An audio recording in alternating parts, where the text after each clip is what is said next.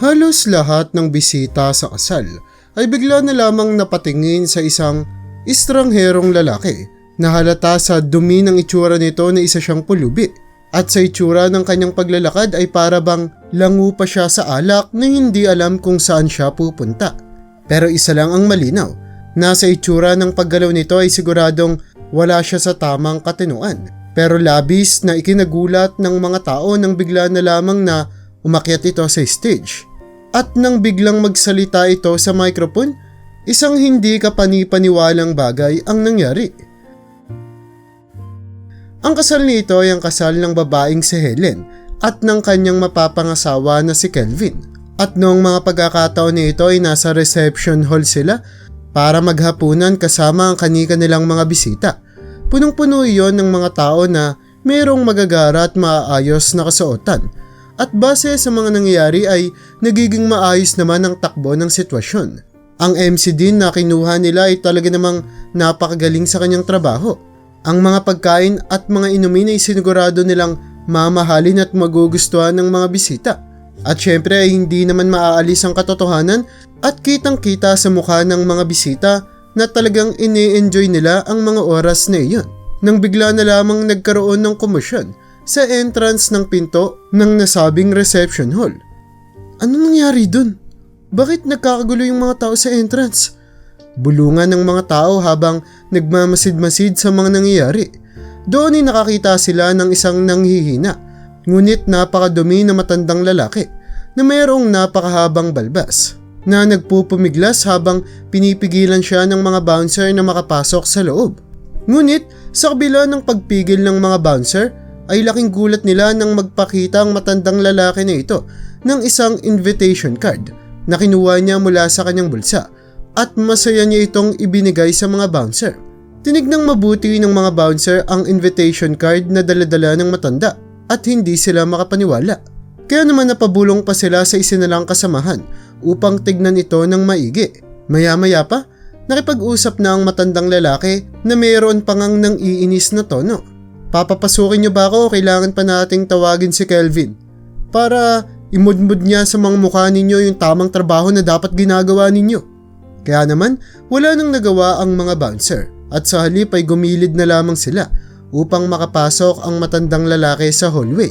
Mabilis na naglakad papasok ang matanda at sa kanyang paglalakad ay para ba siyang isang dating sundalo na nasasabik na sa digmaan hanggang sa makarating nga siya sa stage na ikinagulat ng mga tao. Hindi nga rin nagtagal, ang atensyon ng mga bisita sa kasal na iyon ay napunta sa kakaibang lalaki na ito na hindi nila makilala kung sino. Marami sa kanila ang nagbubulong-bulungan na kung saan ay iniisip nila kung paanong nakapasok ang maduming lalaki na ito at sino ang nag-imbita sa kanya para makapunta sa reception. Kitang-kita kasi nila kung gaano karami ang kasuotan nito. At meron pa nga itong sira-sira ng sombrero. Pero bukod sa kanyang kasuotan ay talaga namang mapapansin kung gaanong pangkalye ang galawan ng matanda. Ayon pa nga sa iba ay halos mukha siyang time traveler na nagmula pa noong 1950s dahil sa kakaiba niyang itsura na bigla na lamang naligaw at napunta sa reception hall ng kasal. Sa madaling salita ay hindi talaga angkop ang matandang lalaki na ito para sa espesyal na okasyon na iyon. Hindi nga rin nagtagal, maging ang bride na si Helen ay napatingin na sa matandang lalaki at labis nang naaalarma. Sino yung matandang yan? At ano yung gusto niyang gawin dito? Maya-maya pa ay biglang kinuha ng matandang lalaki ang microphone mula sa nagugulat na MC noong mga pagkakataon na iyon. Ramdam na ramdam ni Helen ang malakas at mabilis na pagtibok ng kanyang puso. Anong gustong gawin ng matandang lalaki na iyon? May sasabihin ba siyang hindi niya dapat sabihin? Pag-aalalang wika ni Helen sa kanyang isipan. Maaaring may sabihin din kasi talaga ang lalaki na ito na mga pangit na impormasyon na maaaring tungkol sa nakaraan ni Kelvin at ang kanyang bagong asawa na si Helen. Pangit naman talaga na mangyayari ito at malalaman pa ng mga bisita sa pinakamasayang araw sana ng kanilang buhay. Sa dami ba naman ng pinagdaanan ni Helen? Sa dami ng mga sakripisyo at pagtitiis niya simula noong bata pa lamang siya, ay talaga namang napakasakit kung masisira ang dapat sanang pinakamasaya nilang araw na matagal nilang hinintay. Sa katunayan kasi niyan ay napakalala nga ng pinagdaanan ni Helen noong bata pa lamang siya. Nag-iisa kasi siyang anak ng lalaking drug addict. Ang tatay niya ay nagngangalang Peter at ang kanyang nanay naman ay isang sadistang babae na nagngangalang Betty. Kaya naman kung iisipin ay napakalala talaga ng pinagdaanan ni Helen na kung saan ay para bang pinagtagpo sa impyerno ang kanyang mga magulang at siya ang nagdaranas ng lahat ng mga paghihirap at pagpapasakit nila. Bukod kasi sa hindi maayos na relasyon ng kanilang pamilya, ay hindi nga rin naging maayos ang relasyon ni Peter at Betty na kung saan ay hindi naman talaga sila nagkaroon ng relasyon katulad ng mga normal na magkasintahan. Una silang nagkakilala sa isang church meeting at ganun-ganun lang ay napagdesisyonan nilang magpakasal matapos nilang makilala ang isa't isa ng halos 2 buwan pa lamang. Noong mga pagkakataon kasi nito ay alam nila na hindi na sila pabata, kaya kailangan nilang makahanap ng makakarelasyon. Noong mga pagkakataon na iyon, ang lalaking si Peter ay nasa 50 taong gulang na, habang si Betty naman ay nasa 39 na taong gulang. At katulad ng sinabi natin kanina, si Peter ay sobrang lala ng adiksyon sa droga, na kung saan ay hindi siya nabubuhay nang hindi gumagamit ng mga pinagbabawal na gamot. Nakuha ni Peter ang kanyang adiksyon sa droga noong siya ay miyembro pa ng mga boy band group sa kanyang kabataan at simula nga noon ay hindi niya na ito natigilan. Hindi nga rin nagtagal bago malaman ni Betty ang mga problema sa droga ng asawa niyang si Peter. Ito ay nangyari matapos ang kanilang kasal. Nakikita na ni Betty na nagiging agresibo palagi si Peter at nagpapakita ng maraming mga senyales ng kanyang pagiging drug addict. Minsan nga ay nahuli ni Betty ang kanyang asawa na nag-e-inject ng droga sa kanyang pulso isang gabi. Ngunit sa kabila nito, 2 taon simula nang ikasal sila ay napagdesisyonan pa rin naman nilang magkaanak at dito na nga naipanganak si Helen, na kung saan ay tila ba gusto nang baguhin ni Peter ang kanyang buhay simula nang maipanganak ang kanyang anak na babae. Sobra niyang mahal na mahal si Helen hanggang sa umabot na nga sa punto na naging sentro na ito ng kanyang mundo. Maraming mga oras ang ginugugol niya kasama si Helen at mas maraming oras pa nga ito kumpara kay Betty, na kung saan ay lagi siyang nakikipaglaro sa kanyang batang anak at sa paglaki ni Helen ay lalo lamang tumibay ang koneksyon nila bilang mag-ama. At bilang magaling na singer ang tatay ni Helen ay lagi niyang kinakantahan ng bata at binabasaan nito ng mga fairy tales sa tuwing matutulog na ito sa gabi. Ang mga kanta na ito ay siya mismo ang gumagawa, na labis namang ikinatutuwa ni Helen. At dahil nga sa dedikasyon ay pinapakita niya bilang tatay kay Helen, ay napuwersa siya na gumawa ng panibagong pangako sa kanyang asawa na si Betty. Nangako siya sa kanya na tatanggalin niya na sa kanyang buhay ang droga at mananatili siyang isang malinis na tao hanggang sa mga susunod na araw ng kanilang buhay. Pinangako niya na gagawin niya itong lahat para sa kanyang anak na si Helen. Naniwala naman si Betty sa mga salita ni Peter at sobrang saya niya dahil kitang-kita niya naman ang pagbabagong buhay ng lalaki. Ngunit isang araw habang nililinis niya ang kanilang kwarto, nakakita na naman si Betty ng ilang mga pakete ng droga at syringe, na kung saan ay sobra siyang nadismaya nang makita niya ito. Naisip niya na sa loob ng mahabang panahon ay nagsisinungaling lang pala sa kanya si Peter tungkol sa hindi nito paggamit ng droga. Ano sa tingin niya sa akin? Tanga-tanga lang na mauuto niya akong hindi na talaga siya gumagamit ng droga? Wala siyang kwenta. Saad ni Betty sa kanyang sarili habang hawak-hawak ang mga natagpuan niyang pakete ng droga. At nang makauwi nga si Peter noong araw na iyon, ay kinompronta siya ng galit na si Betty tungkol sa kanyang nadiskubre habang winawagayway pa nito sa mukha ng lalaki ang pakete ng droga na nakita niya. Ano ba Betty? Tumigil ka na. Kung ano-ano na naman yung binibintang mo sa akin. Saad ni Peter sa babae. Pero nang ipagpatuloy pa rin ni Betty ang kanyang ginagawa, ay napuno na si Peter at naitulak niya ng malakas ang babae na nagdulot para malakas itong bumagsak sa sahig. Ngunit seryoso din nitong na-fracture ang kanyang kamay sa pagkakabagsak niya. At yun na nga ang huling mga lamat na nangyari sa buhay mag-asawa nila. Ginugol ni Betty ang ilang mga araw sa ospital para ipagamot ang kanyang nabaling kamay. At ang unang bagay nga na ginawa niya nang makaalis siya sa ospital ay ang mag-file ng divorce para kay Peter. At ang dahilan niya sa pagpa-file nito ay ang napakalaki nilang diferensya. Nagmakaawa naman si Peter kay Betty na kung pwedeng mabago pa nito ang kanyang desisyon. Ngunit pagod na si Betty. Kaya naman nagpatuloy siya sa divorce proceedings. At nang ma-finalize na ito, inutusan ng mga otoridad si Peter na agad na umalis sa kanilang bahay. At dahil utos ito ng mga otoridad, ay wala nang nagawa si Peter kung hindi ang sumunod. Hinalikan niya sa noo ang kanyang pinakamamahal na anak na si Helen. Pinangako niya dito na babalik siya para sa kanya. "Huwag kang mag-alala, anak. Nandito lang si Daddy lagi para sa iyo. Gagawin ko ang lahat. Babalik ako, bibigyan kita ng magandang buhay, naiintindihan mo? Huwag mong kalimutan si Daddy, ha?" Noong mga pagkakataon na ito ay nasa 6 na taong gulang pa lamang si Helen at hindi niya maintindihan na ito na pala ang huling halik na matatanggap niya sa kanyang tatay. Kaya naman tumawa lang siya ng malakas habang binubuhat siya ni Peter at hinahalikan ito sa pisngi. "Saan ka ba pupunta, Papa? Pagbalik mo, bilhan mo ko yung paborito kong cookies, ha?" Pagpapaalala pa nito sa lalaki. Ngunit 2 araw na ang lumipas ay hindi pa rin nakakabalik ng bahay si Peter.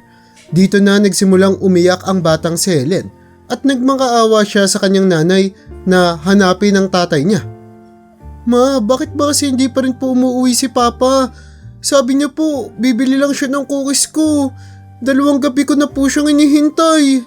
Pagmamakaawa ng bata. Ngunit sinabi lamang sa kanya ni Betty na kalimutan niya na ang kanyang tatay, na wala na ito habang buhay. Dahil sa revelasyon na iyon, ay buong maghapon na umiyak si Helen. Sabi niya na gusto niyang makita ang tatay niya.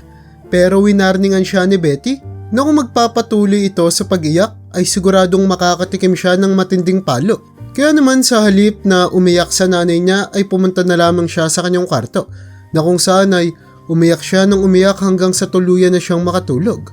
Pero ilang mga linggo ang makalipas ay sobrang saya ang naramdaman niya nang makita ni Helen ang kanyang tatay na nakatayo sa harap ng kanilang bahay. Habang palabas naman si Helen noong mga pagkakataon na ito, mabilis siyang tumakbo at tumalon papunta sa tatay niya. At sa muling pagkakataon ay nabuhat muli ni Peter ang kanyang anak. Hinalikan niya ito at inabutan ng mga cookies na sinabi ng anak niya sa kanya noong huling pagkakataon nilang makapag-usap. Pero bigla na lamang nakita ni Betty kung ano ang nangyayari mula sa bintana ng kanyang kwarto. Kaya naman agad-agad siyang tumakbo palabas ng kanilang bahay. At nang makarating nga siya doon ay nakita niyang nakatayo pa rin si Helen habang nakikipag-usap sa tatay nito. "Helen, anong ginagawa mo sa labas? Hindi ka nagpaalam sa akin, ha? Bumalik ka nga dito sa loob." Pag-utos niya sa bata. Ngunit nagmatigas si Helen. Gusto niya pang makausap at makasama ang tatay niya. Kaya naman ay puwersahan na siyang hinila ni Helen papasok ng bahay at sinara ang pinto. Pagkatapos ay bumalik siya kay Peter na noong mga pagkakataon na ito ay nakatayo pa rin habang nakatingin sa kanya ng gulat na gulat. "Ngayon lalaki ka. Makinig ka. Makinig ka ng mabuti, Peter." Pagsisimula ni Betty na mayroong napakaseryosong tono. "Ito na yung huling pagkakataon na malalapitan mo si Helen. Naintindihan mo, Peter? Ito na ang magiging huling pagkakataon. O kung hindi mo gagawin yun, kung hindi mo susundin yung utos ng korte, kukuha ko ng restraining order laban sa'yo. At hindi ako nagbibiro, Peter." Pananakot niya sa lalaki. "At paano ka naman makakakuha ng restraining order na panlalaban mo sa akin? Nakakapagtaka naman, may ginagawa ba akong masama?" Panlalaban ni Peter sa kanyang dating asawa. "Ah, ganun. Napakadali lang naman gawin yun, Peter. Sasabihin ko lang sa otoridad yung sobrang paggamit mo ng droga. At ganun-ganun lang mapapaniwala ko sila na sobrang seryoso mong banta sa buhay ng batang si Helen. At kapag nilaman nilang pinupuntahan mo pa rin dito si Helen nang hindi ko nalalaman, alam mo na kung ano yung masusunod na mangyari. Di ba, Peter? Naintindihan mo ba ako? May malalang mangyayari na sobrang hindi mo magugustuhan. Kasi pag nalaman nila yon, siguradong ilang taon kang makukulong." Ang mga pagbabanta na ito ni Betty sa kanyang dating asawa ay nagdulot para magsitaasan ng mga balahibo ni Peter. Dahil alam niya na seryosong-seryoso ang babae sa bawat mga salitang binitawan nito. Kaya naman, mabilis na tumalikod si Peter at naglakad papalayo na may itsurang para siyang naging talunan at sobrang durog ng kanyang puso. At yun na nga ang kahuli-hulihang pagkakataon na nakita ng batang si Helen ang kanyang tatay. Ang pag-a-adjust niya bilang bata na walang tatay ay talaga namang naging mahirap para kay Helen. Pakiramdam niya kasi ay sobrang nag-iisa lamang siya sa buhay at wala siyang maaasahan. Kaya naman, maraming mga pagkakataon na bigla na lamang siyang iiyak ng malakas habang tinitignan at pinapanood ang photo album ng kanyang tatay na si Peter. At halos 4 na taon na ang nakalilipas simula nang maghiwalay ang kanyang mga magulang. Isang araw ay nakauwi na si Helen mula sa kanilang paaralan at doon ay nakita niya kung paanong kinikilig-kilig ang nanay niya kasama ang isang estrangherong lalaki habang nakaupo sila sa may kwarto. At nang mapansin ni Betty na nakauwi na si Helen sa kanilang bahay, "Oh Helen, nandyan ka na pala. Halika dito. Mag-hi ka sa magiging panibagong tatay mo. Siya si Papa Sam." Pag-utos ni Betty sa kanya. At napatingin naman si Helen sa lalaking si Sam. Doon niya nakita na halatang wala itong amor sa mukha. Hindi siyang iningitian nito at para bang ayaw niya sa presensya ng bata. At noong mapagkakataon na iyon ay alam ni Helen na ayaw niya sa lalaking ito.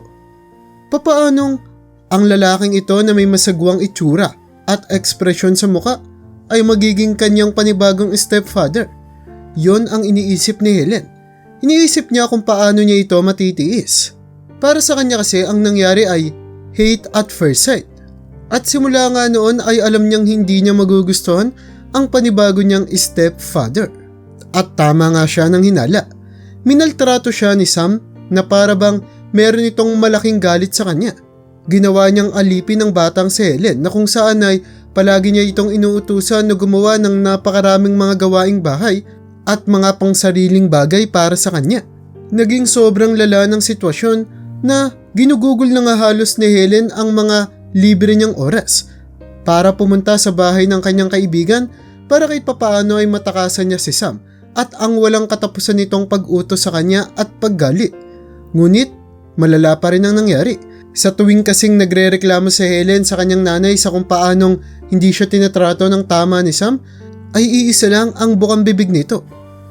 "Helen, galangin mo yung stepfather mo. Maging mabuting bata ka para sa kanya. Naiintindihan mo? Huwag ka nang umasa na magiging maganda pa yung buhay mo. 11 taong gulang ka na, hindi ka na bata. Sinisigurado lang ng papa mong si Sam na hindi ka lalaking tamad, naiintindihan mo?" At dahil nga si hindi naman siya maintindihan ng nanay niya, ay kalimitan lamang pumupunta sa kwarto si Helen at umiiyak siya hanggang siya ay makatulog. Isang bagay na nakasanayan niya ng gawin. Lagi niyang hiniling na sana ang pinaka-mamahal niyang tatay ay nandoon pa rin para kantahan siya hanggang siya ay makatulog gamit ang mga orihinal nitong kanta at mga istorya. Nang dahil sa mga naranasan na ito ni Helen ay hindi na nakapagtataka kung bakit lumaki siya bilang isang hindi masayahing dalaga na punong-puno ng mga problema. Ang lahat ng pangmamaltratong natatanggap niya kay Sam ay mas lalo lamang lumalala sa paglipas ng mga panahon. Lagi siya nitong sinisigawan. Tinatawag siya nito bilang isang tamad na babae. Tinatawag din siya nito bilang isang spoiled brat. Ni minsan nga ay hindi maalala ni Helen na pinagsabihan siya nito ng magagaan o mabubuting mga salita. Hanggang sa isang araw nga, nang sumapit na sa 18 taong gulang si Helen, ay hindi niya na nga matiis pa ang mga nangyayari. Kaya naman, umalis siya sa kanilang bahay at tumira kasama ang kanyang best friend na si Molly. Si Betty at Sam naman ay tila ba wala na ring pakialam at hindi na rin hinanap si Helen para pabalikin ito sa kanilang bahay.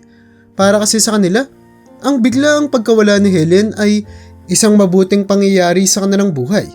At sa wakas ay nakabawas na rin ito ng kanilang problema. Ang buhay naman ni Helen kasama si Molly ay naging mahirap dahil naninirahan lamang sila sa isang apartment na kung saan ay unti-unti niyang nadidiskubre ang mga paghihirap sa buhay. Sa kanilang bahay kasi, kahit na ganoon ang kanyang nararanasan, at least ay nakakakain pa rin naman siya ng sapat. Ngunit ngayon nakasama niya ang kanyang best friend na si Molly na nagtatrabaho sa isang maliit na grocery store, napakahirap na makakain ng maayos. Maraming mga panahon na hindi sila nakakakain ng tama. Pero ginagawa naman ni Helen ang lahat para makahanap siya ng trabaho. Ngunit hindi siya nagtatagumpay. Hanggang sa 3 buwan nang makalipas, nangyari ang pinakamalalang bagay na pwedeng mangyari.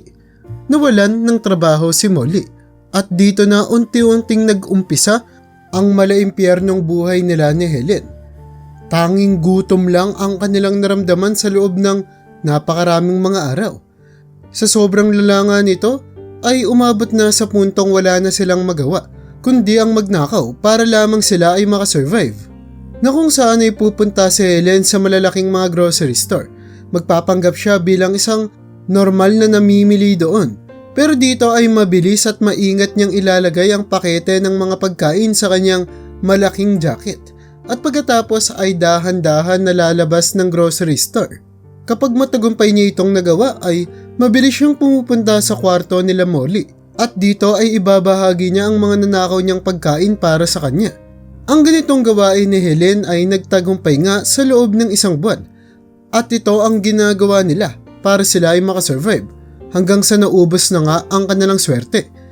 Isang araw kasi ay nahuli si Helen ng isang shop attendant na may matatalim na mga mata. Kaya naman agad na dinala ng attendant si Helen papunta sa opisina ng may-ari ng grocery store at manager din ito. Siya ay isang 27 taong gulang na lalaki na nagngangalang Calvin. Sinumbong ng shop attendant ang krimen na ginawa ni Helen sa kanya. Maya-maya pa ay tinignan ng isang beses ni Calvin si Helen na nakatayo sa harapan niya. At kitang-kita niya kung paanong takot na takot ito at nanginginig. At doon ay nakaramdam siya ng pagkaawa at pagmamahal. Sa kaawa-awa ngunit napakagandang babae na ito. Okay, sige.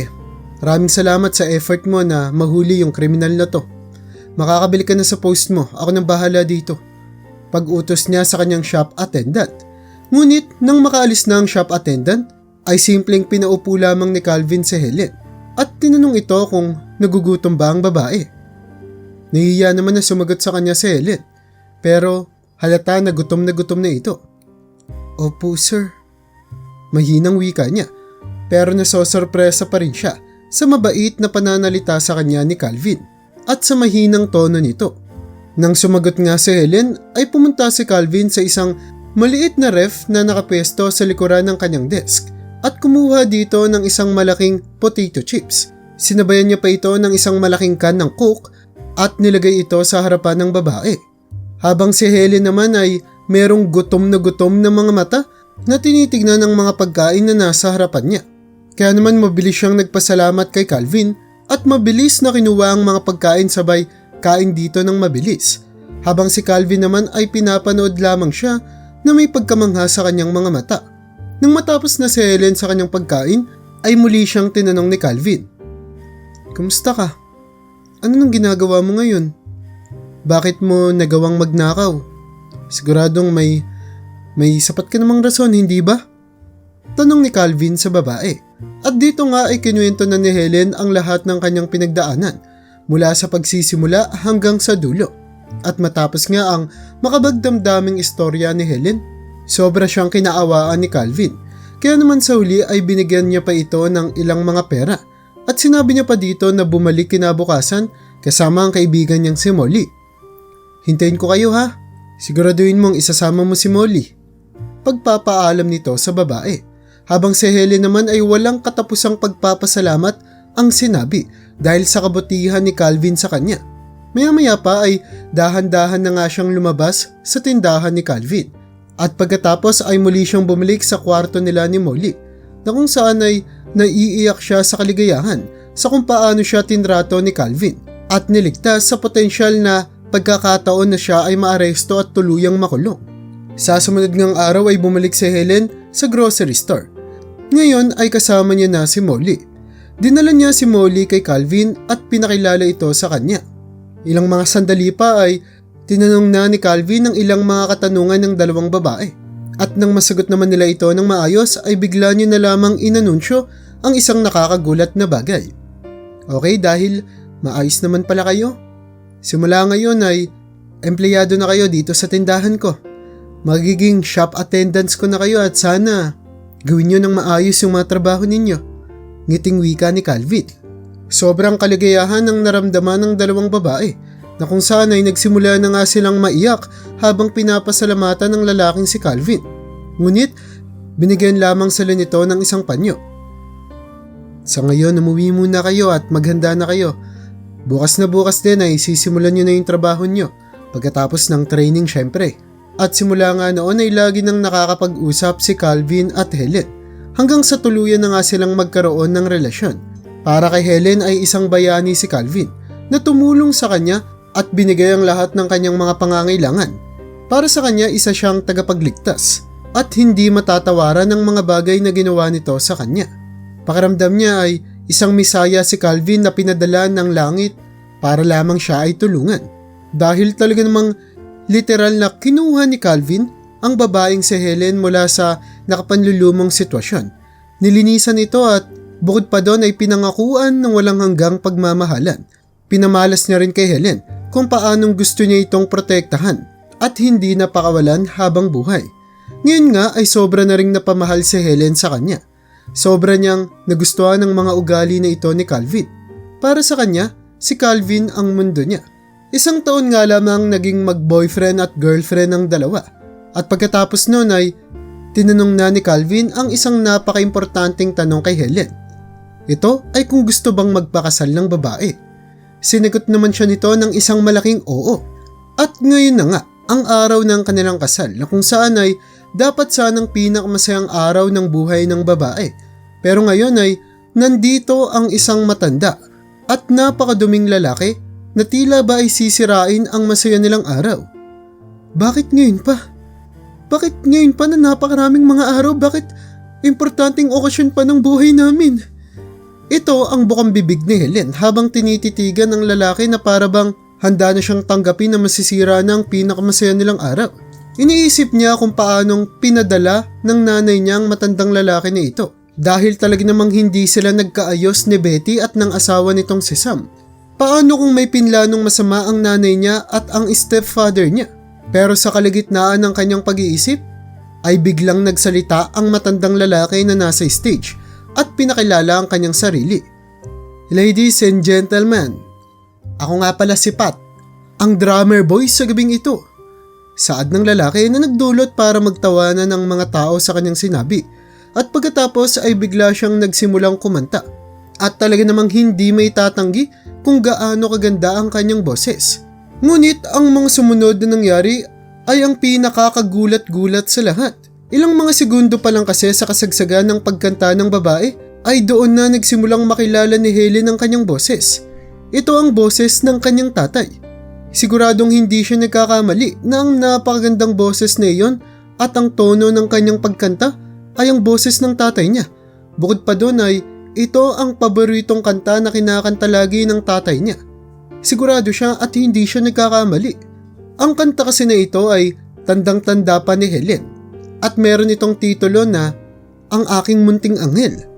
Isa lamang ito sa mga kanta niya na laging ginagamit ng tatay niya upang siya ay makatulog. Kaya naman hindi na nag-isip pa si Helen. Mabilis siyang tumayo mula sa kanyang kinauupuan habang si Calvin naman ay sinusubukan siya na pakalmahin. Ngunit tinanggal ni Helen ang pagkakahawak ni Calvin sa kanya at pagkatapos ng puwersahan niyang pagtayo ay mabilis siyang tumakbo papunta sa stage habang sumisigaw ng mga katagang, "Papa! Papa!" Habang si Calvin naman ay hinahabol siya. Pero nang makakyat na siya sa stage ay mahigpit niyang niyakap ang matandang lalaki na tinitigan naman siya ng maigi na kung saan ay agad din naman siya nitong nakilala dahil naroroon pa rin ang balat sa muka sa kanang pisngi ng kanyang anak na si Helen at ito ang nagsilbi niyang palatandaan. Nagyakapan ng mahigpit ang dalawa habang umiiyak ng luha ng kaligayahan. Habang si Calvin naman ay nakatayo lamang sa kanilang likuran habang pinapanood ang napaka-emosyonal na sandali na ito na nangyari sa araw pa mismo ng kanilang kasal. Naging sobrang emosyonal ng pangyayari na iyon. At ang kanina lamang na mga bisita sa kasal na inaasar-asar pa ang matandang lalaki, ngayon ay umiiyak na. Habang pinapanood nila kung gaano kahigpit ang pagyayakapan ng dalawang mag-ama. At nang matapos nga ang reception, nang makauwi na ang lahat ng mga bisita, si Helen at Calvin na ngayon ay parehong magkayakap sa bisig ng isa't isa ay naiwang nakaupo lamang kasama si Peter. At doon ay nagsimulang ikwento ng lalaki ang kanyang istorya. Helen anak, alam mo na matapos naming mag-divorce ng nanay mong si Betty, sobrang naging malala yung nangyari sa buhay ko. Nawalan ako ng tirahan at bukod pa doon ay wala na akong pera. Kaya naman napilitan ako na matulog sa kalsada. At ang mas malala pa doon, sobrang nagdanas ako ng depresyon. Napakalalang pagkakataon talaga yun sa buhay ko. At pasensya ka na anak pero bumalik ako sa pagbibisyo ko at paggamit ng droga. Sobrang lala nang nangyari sa akin na minsan nga iniisip ko na gusto ko na lang tapusin tong lahat. Kaya naman, minsan ginawa ko na nag-take ako ng napakaraming droga para tuluyan na akong mamatay. Pero sa tulong ng Diyos, nakasurvive ako.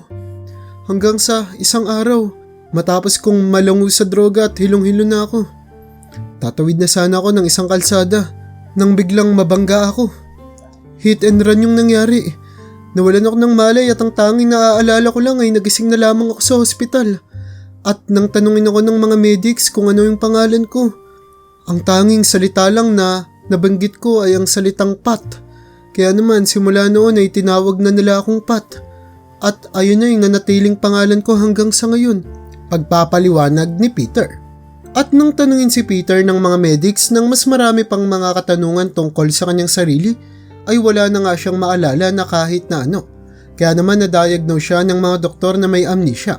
Na kung saan ay gumugol si Peter ng halos isang taon sa hospital upang makarecover sa kanyang malalalang mga injuries na natamo. At pagkatapos ay nailipat siya sa isang mental asylum para magamot naman ang kanyang amnesia at ng sobrang paggamit ng droga. Napakarami kasing droga ang natagpuan sa kanyang sistema matapos ang unang eksaminasyon na ginawa ng mga doktor sa kanya noong siya ay maaksidente. At matapos nga ang paggugol niya ng halos 3 taon sa mental asylum, naniwala si Peter na nakarecover na siya mula sa kanyang amnesia. Kaya naman nag-request na siya sa asylum na pakawalan na siya dito.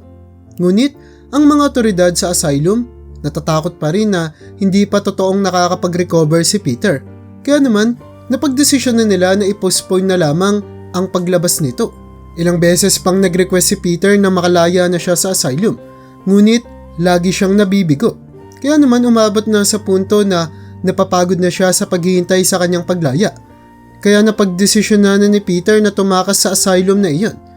Ninakaw niya ang damit ng isang medic at nagsuot din siya ng cap para magkunwari na hindi siya pasyente at naglakad papalabas ng asylum habang nagkukunwari na isa siya sa mga medic. Isa nga sa mga guard ng asylum na iyon ay kumaway pa sa kanya habang palabas siya ng asylum. Grabe! Hindi ako makapaniwala na gagana yung plano kong yun. Kinawayan ko papabalik yung guard. Natatawang saad ni Peter habang kinikwento niya ang istorya sa kanyang anak at sa asawa nito. Ngunit matapos ang pagtakas niya sa asylum, ay bumalik sa kalsada si Peter. Pero sa pagkakataong ito ay pinangako niya na hindi na siya ulit magdadrugs. Isang pangako na tinupad niya hanggang sa ngayon nga. Ngayon ay nabubuhay na siya sa kalsada sa pamamagitan ng pagkanta at paggamit ng kanyang gitara habang nagmamakaawa sa mga taong dumadaan sa tabi ng kalsada. Hanggang sa isang araw nga nang papauwi na mula sa trabaho si Peter, doon ay nakasalubong niya si Calvin habang siya ay nanglilimos ng pera habang umaawit kasama ang kanyang gitara. At bilang isang mabuting tao si Calvin ay agad niyang binigyan ng pera ang pulubi. Umupo siya dito at tumabi na kung saan ay nakapag-usap nga siya dito ng ilang mga minuto bago siya tuluyang lumabas. Pagkatapos ay pinangako ni Calvin sa kanya na babalik siya sa sumunod pang mga araw. At ganun nga ang ginawa niya. Sa mga sumunod na araw ay bumabalik nga si Calvin para makita ang kanyang kaibigan na kung saan ay dinadalhan niya ito ng pera, pagkain at masusuot nito. At 2 linggo ang makalipas, muling bumalik si Calvin para makita ang kanyang kaibigan na si Peter na kung saan ay sinabi na nga ni Calvin kay Peter ang tungkol sa paparating niyang kasal. Peter, okay lang ba na bilang regalo ko sa kasal mo ay payagan mo ako na makakanta sa venue nyo kahit isa o dalawang kanta lang. Gagawin ko yun sa wedding reception para naman kahit papaano ay makabawi ako sa'yo. Pagtatanong ni Peter kay Calvin. Sinagot naman siya ni Calvin ng isang malaking ngiti. Oo naman, gagawin natin yan. Saad ni Calvin. Pumayag siya pero sinikreto niya ang bagay na ito kay Helen. Natatakot kasi siya na baka tanggihan ni Helen ang proposal sa kanya ng kanyang kaibigan na si Peter. Dahil bukod sa pulubi si Peter, ay meron pa itong sakit sa utak. Na meron pa nga itong depression, kaya naman siguradong hindi papayag si Helen kung sabihin niyang gusto niyang kumanta ito sa kanilang kasal. At matapos nga ang puno ng emosyon na istorya ni Peter, ay mas naliwanagan na si Helen sa mga totoong nangyari sa kanyang buhay at kung paanong ang pagiging mabuting tao ng kanyang asawa ay nagdulot para makilala niya ang matagal niya nang hinahanap na tatay na kailanman ay hindi niya inakalang makikita niya pang muli. Nagyakapan ng tatlo ng mahigpit na para bang hindi nila ito nagawa sa loob ng ilang mga daang taon. Habang si Peter naman at ang anak niyang si Helen ay para bang mga bata kung umiyak. Habang pinapatahan naman sila ng lalaking si Calvin. Ngayon nga ay muli nang nagtagpo ang landas ng isang mapagmahal na tatay at isang anak na nangungulila sa pagmamahal ng kanyang ama. 13 taon makalipas simula noong palayasin ni Betty ang dati niyang asawa na si Peter.